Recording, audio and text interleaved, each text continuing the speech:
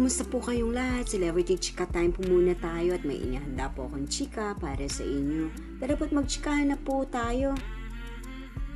May Mendoza kahit bumabagyo ay nasa Batangas Beach. Yes mga maka-Celebrity Chika Time, yan po ang outdoor event ni Maine.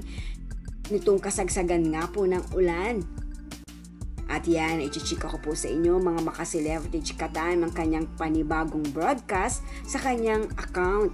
At bago po tayo dumako riyan, nais ko po munang batiin mga team bahay, team abroad at mga seniors natin dyan. Shout out po sa inyong lahat at happy Tuesday po.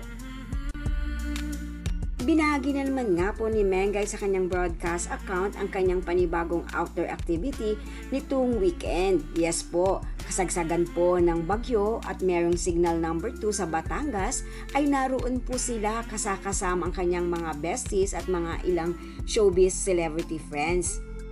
At ayon nga po sa kanyang broadcast, it was signal number 2 in Batangas. We were almost losing hope on the things we were anticipating to enjoy together for the first time.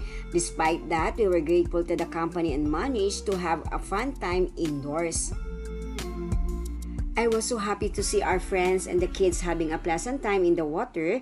There wasn't a single drop of rain all afternoon, not until we started heading back home. I am utterly grateful for many things last weekend, whether significant or small.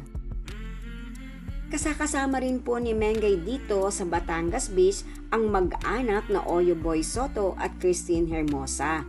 Yes po, tunay naman nga pong super enjoy pa rin po ang ating Mengay kahit kasagsagan nga po ng bagyo.